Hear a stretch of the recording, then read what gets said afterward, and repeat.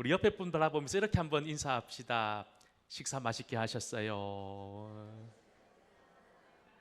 예배 시간에 은혜 받읍시다. 네.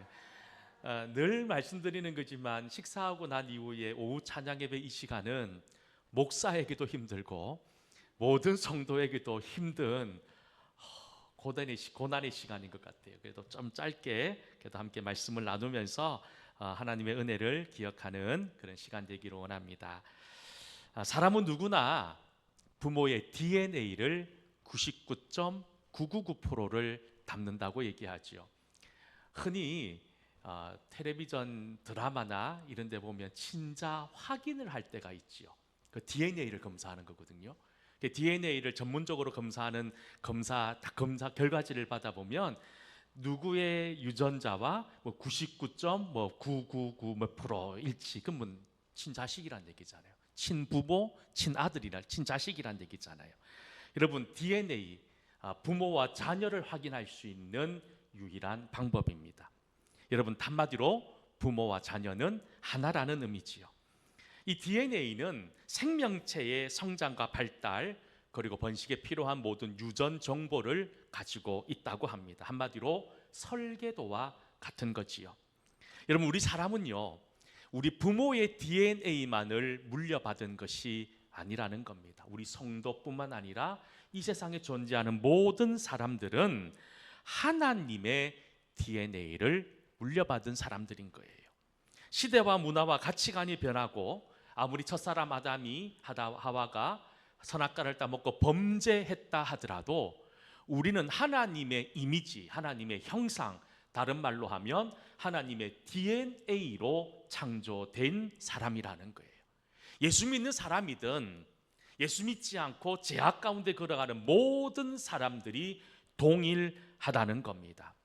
그래서 여러분, 베드로 사도는 베드로후서 1장 3절과 4절에 아주 유명한 말씀을 우리에게 주시고 있지요. 말씀에 뭐라고 얘기하고 있냐면 그의 신기한 능력으로 생명과 경건에 속한 모든 것을 우리에게 주셨으니 이는 자기의 영광과 덕으로서 우리를 부르신 이를 알므로 말미암음이라. 이로써 그 보배롭고 지극히 큰 약속을 우리에게 주사 이 약속으로 말미암아 너희가 정욕 때문에 세상에서 썩어질 것을 피하여, 그 다음부터가 중요합니다. 신성한 성품에 참여하는 자가 되게 하여 주십시오. 여기서 말하는 신성한 성품, 이것은 바로 하나님의 성품, 하나님의 DNA를 이야기하고 있다는 겁니다. 여러분, 우리에게는 늘 이런 믿음의 고백이 있어야 돼요. 어떤 고백이냐면 나는 하나님의 형상을 따라 지원받은 하나님의 자녀다. 나는 하나님의 자녀다. 이 자녀임을 믿으며 살아갈 수 있다면 우리가 어떤 험한 상황, 어떤 힘들고 절망적인 형편 속에 놓인다 하더라도 절망하는 인생, 죄악 가운데 허덕이는 인생이 아니라 신성한 하나님의 성품을 닮은 사람으로 살아갈 수 있다는 겁니다. 오늘 우리 함께 예배드리는 우리 동성교회 모든 성도들 한 분 한 분이 이런 하나님의 DNA를 여러분들의 삶을 통하여 드러내고 증거할 수 있는 믿음의 은혜가 있기를 주의 이름으로 간절히 축원합니다. 우리 옆에 분 바라보면서 이렇게 한번 축복합시다. 당신은 하나님의 자녀입니다. 혹시나 옆에 나보다는 나이 많으신 분이 앉아 있으면 당신 형님이라 그러셔야 되고 언니라 그러셔야 되고, 그죠? 우리는 한 형제 자매, 한 아버지를 둔 그런 사람들 아닙니까? 경기도에 있는 어느 교회에서 새 성전을 짓게 되었다고 합니다.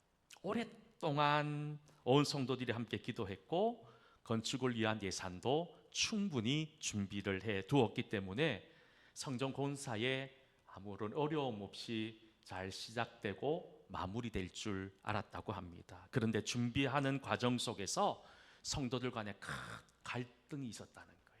어떤 갈등이 있었냐면 30대, 40대, 쉽게 얘기하면 젊은 세대와 60대 이후의 옛세대 간의 갈등이었습니다. 그 갈등의 이유가 뭐냐? 기존에 있던 옛 성전을 어떻게 할 것이냐의 문제를 가지고 다투기 시작했다는 거예요.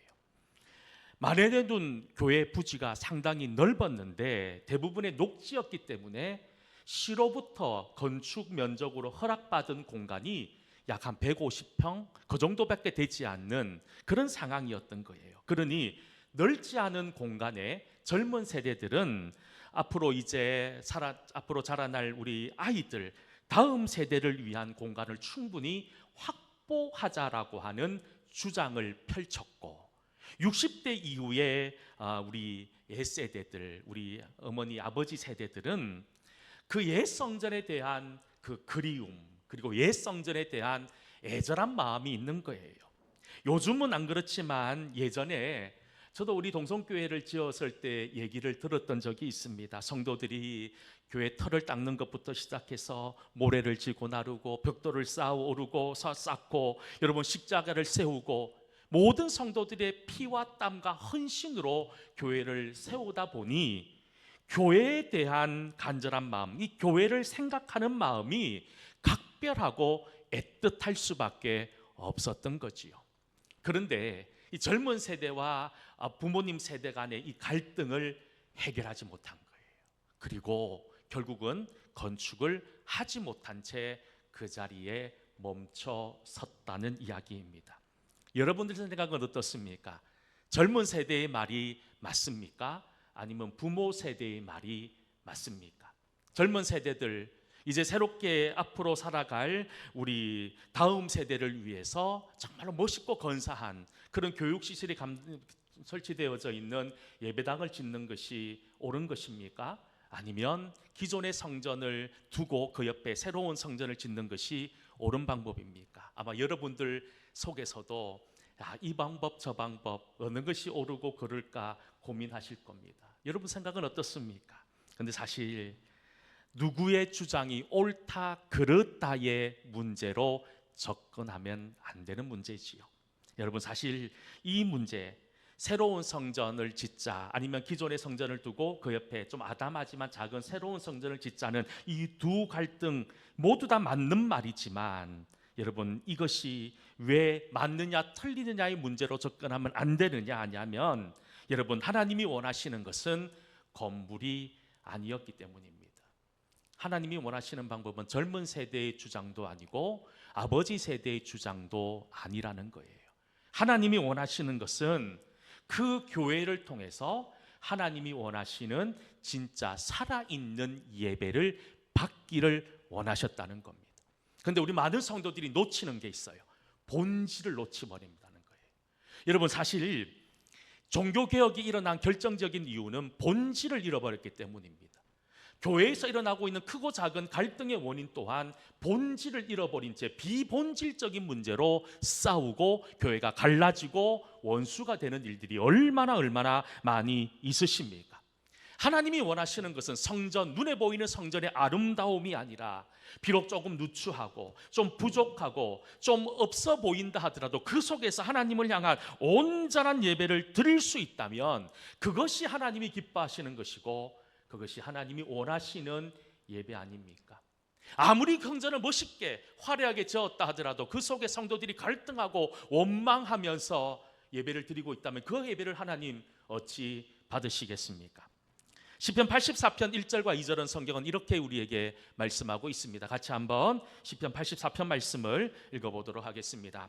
만군의 여호와여 주의 장막이 어찌 그리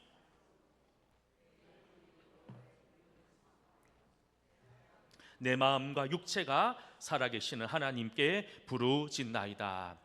우리가 잘 아는 말씀이잖아요. 시편 84편은 뭐라고 얘기합니까? 만군의 여호와여 주의 장막이 어찌 그리 크고 아름다운지요 사랑스러운지요. 여러분 그들이 지금 말하고 있는 장막 그들이 말하고 있는 성전은 어떤 성전입니까? 눈에 보이는 것이 아니라는 거예요. 눈에 보이지 않는 내 영혼이 여호와의 궁정을 사모하는 마음, 그 마음을 보라는 거예요. 여러분 그 마음으로 사모하는 마음이 세잔하여 내 마음과 육체가 살아계시는 하나님께 부르짖는 그것이 하나님이 기뻐하신다라고 시편 기자는 우리에게 말씀하고 있습니다. 오늘 나레베 시간에도 말씀드렸지만 내일부터 교회 리모델링 공사가 시작됩니다. 한 달 넘게 진행될 공사 가운데 우리 교회를 한번 뒤돌아보십시오. 제가 어제 오후 늦게 와가지고 교회 구석구석 사진들을 다 찍었어요. 지금 이 모습의 사진들을 다 찍었습니다. 여기서도 찍고 저기서도 찍고 뒤에서 앞에서 중간에서 다 수십 장의 사진들을 찍었습니다. 그리고 매일매일 또 있던 장소에 사진을 찍어 나갈 거예요. 이 교회가 이렇게 바뀌어갔구나. 낡은 지저분한 커튼이 이제 사라져 버릴 겁니다. 여러분, 그리고 지저분한 바닥도 새로운 바닥으로 깨끗하게 깔릴 것이고 천정도 새롭게 변화될 것이고 모든 것이 달라지고 아름다워질 겁니다. 교회가 새롭게 변하는 것 중요합니다. 교회의 커튼이 걷어지고 아름다운 교회의 모습으로 새단장 되어지는 것 너무 중요하지요. 근데 여러분, 정말로 계속해서 우리가 교회 리모델링을 앞두고 여러분들에게 말씀드리는 것이 뭐냐? 본질을 놓치지 말자는 겁니다. 본질. 그 본질이 뭐냐? 교회의 아름다움, 눈에 보이는 건물의 아름다움, 커튼이 걷어지고 교회가 새롭게 리모델링 되는 눈에 보이는 시각적인 것은 본질이 아니라는 겁니다. 그것은 둘째 문제라는 거예요. 제일 중요한 본질은 뭐냐? 우리 마음 속에 하나님을 향한 예배의 마음, 하나님께 나의 마음을 드릴 준비가 되어져 있는지, 나는 정말로 내가 지금 있는 이 처소 속에서 하나님 한 분만을 만족하고 예배 드리고 있는지, 나의 모습을 돌아보고 회복되어져 가는 것이 가장 중요한 본질이라는 겁니다. 다시 말해 예배의 회복이라는 겁니다. 이렇게 교회를 리모델링 하는 것, 커튼이 낡았기 때문에 리모델링 한다고 생각하면 안 돼요. 우리가 하나님 앞에 온전한 예배를, 우리가 좀 더 잘 예배 드리기 위한 그 이유로 우리가 교회를 리모델링 한다는 마음으로 이 일에 함께 동참하셔야 된다는 거예요. 이게 본질이라는 겁니다. 본질. 오늘 저는 여러분들과 함께 사도행전 2장에 나오는 초대교회에 대한 이야기를 말씀으로 함께 읽었습니다. 저는 오늘 이 말씀을 통해서 우리가 잃어버리고 있는 교회의 본질이 뭐냐, 그리고 초대교회 예루살렘 교회가 가지고 있었던 그 교회의 본질, 그것은 교회의 DNA였습니다. 하나님으로부터 물려받은 교회의 DNA. 사랑하는 성도 여러분, 초대교회도 그렇고 중세교회 때도 그렇고 지금 시간 우리 동성교회도 그렇고 10년 지나고 20년 지나고 수십 년 지난 이후의 교회의 DNA는 변할 수가 없다는 겁니다. 변하지 않는다는 거예요. 그러면 교회가 가지고 있어야 될, 초대교회가 가지고 있었고 지금 우리가 이어받아야 되고 그리고 미래 교회가 이어받아야 될 교회의 영적 DNA가 무엇이라고 생각하십니까? 한번 따라서 해볼까요? 또 스크린으로 나올 겁니다. 캐리그마. 따라서 해보세요. 캐리그마. 그 다음에 디아코니아. 그 다음에 코이노니아. 전부 다 헬라어입니다. 발음하기 힘들고 낯선 단어입니다. 그런데 캐리그마, 이것은 뭐냐 하면 말씀 선포입니다. 두 번째 본질은 디아코니아입니다. 섬김입니다. 세 번째 교회의 DNA 본질은 코이노니아입니다. 다시 말해 교제입니다. 여러분, 이것을 우리 교회가 붙들고 끝까지 달려가야 된다는 거예요. 여러분, 초대교회, 이 교회가 이 세 가지 교회의 DNA가 왕성하게 드러나는 교회였다는 겁니다. 오늘 본문 42절을 보십시오. 42절 말씀에 보면 초대교회를 이렇게 이야기합니다. 그들이 사도의 가르침을 받아 서로 교제하고 떡을 떼며 오로지 기도하기를 힘쓰니라 라고 말씀합니다. 초대교회에는 케르그마가 있었습니다. 공동체, 다시 말해 말씀과 복음을 전하는 공동체였습니다. 42절 말씀 서두에 보면 교회가 사도의 가르침을 받았다는 겁니다. 세상의 어떤 수단과 방법이 아닌 사도의 가르침, 하나님 말씀의 가르침을 받았고 그 복음을 받아들였던 그 복음을 사람들에게 나누어 주는 교회가 초대 예루살렘 교회였다는 겁니다. 여러분, 교회가 교회다울 수 있는 가장 첫 번째 이유는 하나님 말씀이 있었기 때문입니다. 요즘 많은 성도들이 마치 대형마트에 쇼핑하듯이 큰 교회를 찾아 떠나가는 시대 아닙니까? 그렇게 큰 교회를 찾아 떠나간 사람들의 이야기를 들어보면 많은 분들이 이런 얘기를 해요. 큰 교회 가보니까 동호회도 많고 교회에서 하는 프로그램도 많았습니다. 그것이 참 좋았습니다. 맞습니다. 교회에 프로그램도 많고 함께 어울리고 나눌 수 있는 동호회라든지 여러 가지 모임들이 많으면 좋죠. 근데 그것이 본질이 되면 안 된다는 거예요. 여러분, 교회는 말씀이 있어야 됩니다. 말씀이 없으면 교회는 더 이상 교회가 아닙니다. 그렇다면 여러분, 말씀의 핵심은 무엇입니까? 기억하십시오. 말씀의 핵심은 십자가입니다. 십자가. 교회에 십자가가 있어야 됩니다. 눈에 보이는 벽에 걸려있는 이 십자가를 얘기하는 게 아니에요.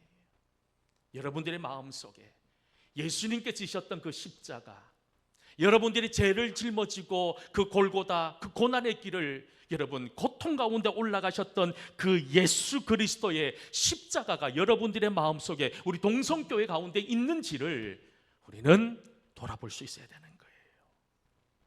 교회의 본질은 프로그램이 아닙니다. 교회의 본질은 말씀입니다. 아무리 프로그램이 많다 하더라도 십자가가 없고 말씀이 없으면 교회가 아니지요. 여러분, 분명히 비교가 됩니다. 사람의 생각은 늘 옳고 그름을 따집니다. 사람의 생각은 차갑습니다. 하지만 십자가는 따뜻합니다. 십자가는 우리를 평온하게 만듭니다. 초대교회는 십자가와 부활의 소망이 있었습니다. 초대교회는 모든 것이 부족했습니다. 가진 것이 없었어요. 그런데 그들은 따뜻했습니다. 왜냐하면 그들 속에 십자가가 있었기 때문이죠. 말씀이 있었기 때문이죠. 여러분, 십자가는 내려놓음입니다. 십자가는 용서입니다. 사랑입니다. 그렇다면 지금 여러분들의 생각과 말과 행동에는 십자가가 있습니까? 여러분들의 말에는 십자가의 온기가 있으십니까? 여러분, 우리 성도는 이런 십자가의 온기를 전할 수 있는 사람이 되어야 된다는 거예요. 두 번째 DNA가 뭐라고 말씀드렸습니까? 바로 섬김과 봉사를 의미하는 디아코니아입니다. 45절은 이렇게 말씀합니다. 오늘 본문 45절 말씀을 함께 읽어보도록 하겠습니다. 또 재산과 소유를 팔아. 여러분, 당시 사회에, 당시 초대교회는요 가난했습니다. 하루 먹을 것을 고민해야 됐고, 교회를 다니고 예수님을 믿는다는 이유 때문에 사회에서 격리되어야 됐습니다. 자신들의 사업장에서, 자신들의 생업에서 쫓겨나야 됐던, 한마디로 너무나도 가난한 시간들을 보내었습니다. 그런데 이들이 어떤 삶을 살았습니까? 섬김, 그리고 봉사, 헌신의 삶을 살았습니다. 재산과 소유를 팔아 각 사람의 필요를 나누어 줬다는 겁니다. 앞에서도 말씀드렸지만 그들에게 말씀이 있었습니다. 십자가가 있었습니다. 십자가의 온기가 있으니 가난했지만 자신들이 가진 재산과 소유를 팔아서 각 사람의 필요를 따라 서로 나눠 가질 수 있을 만큼 그들은 부자였습니다. 제가 지난 수요예배 시간에도 말씀드렸는데, 제가 요즘 읽고 있는 책이 목사가 좀 그렇지만 돈에 관련된 책을 두 권을 요즘 읽고 있습니다. 돈에 대한 설교를 하기 위해서 책을 읽고 있는데, 그 책에서 저자가 하는 말이 있습니다. 분명하게 얘기하는 게 뭐냐 하면 진짜 부자와 가짜 부자가 누구냐라는 거예요. 우리가 생각할 때 진짜 부자는 우리가 생각할 때 현금으로 한 50억 정도, 그리고 그 저자가 얘기하는 건 그래요. 금융 수익으로 이자나 여러 가지 걸로 벌을 수 있는 수익이 내가 1년 동안 일해서 버는 수익보다 많으면 부자라는 거예요. 그러니까 상당한 재력이 있다는 거죠. 그런데 여러분, 재력이 있다고 부자냐? 안 그렇다는 겁니다. 100억을 가진 사람은 우리가 볼 때 야, 저 사람 대단한 부자잖아요. 그런데 100억 가진 사람이 1000억 가진 사람 앞에 서면 그는 보잘것없는 사람이 되는 겁니다. 한 1조 정도 가진 사람 앞에 100억 가진 사람이 있으면 정말로 자기는 정말로 하찮은 사람처럼 느껴진다는 거예요. 결국 진짜 부자는 많이 가진 사람이 아니라 자족할 줄 아는 사람, 만족할 줄 아는 사람, 그 사람이 부자라는 겁니다. 인간적 눈으로 보면 초대교회는 가난했습니다. 가진 것이 없었습니다. 하지만 그들이 코이노니아, 섬김과 봉사의 삶을 살 수 있었던 가장 결정적인 이유는 그들 속에 십자가가 있었다는 거예요. 그들 속에 말씀이 있었다는 겁니다. 우리가 여기서 막히는 거예요.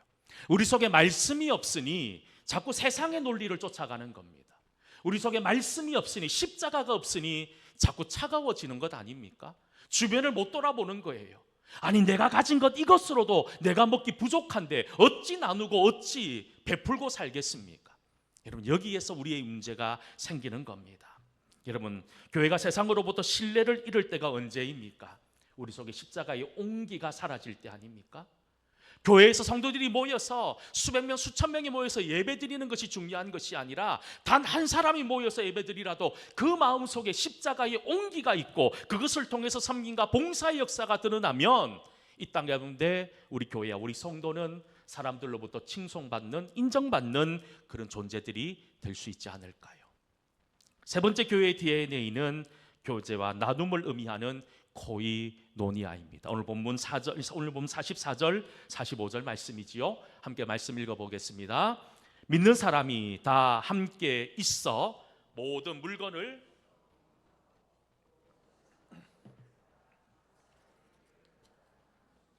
44절이 참 중요한 말씀입니다. 믿는 사람이 다 어떻게 했다고요? 함께 했다는 겁니다. 함께. 여러분, 이 함께 하는 것이 중요합니다.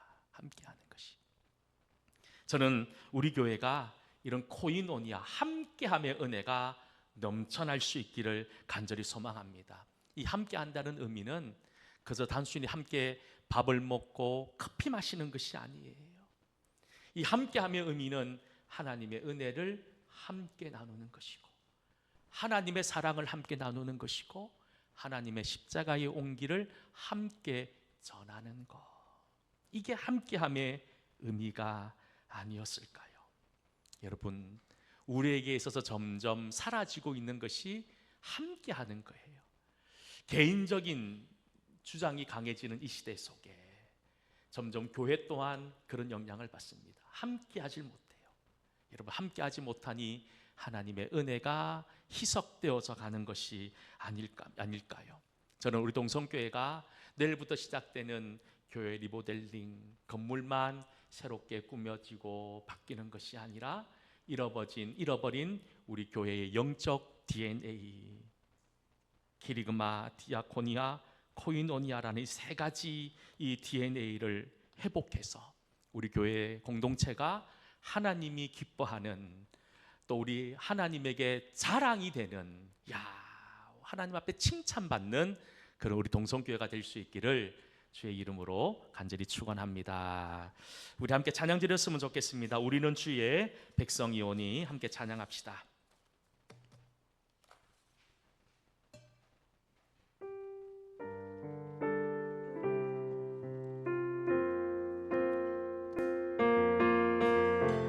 우리는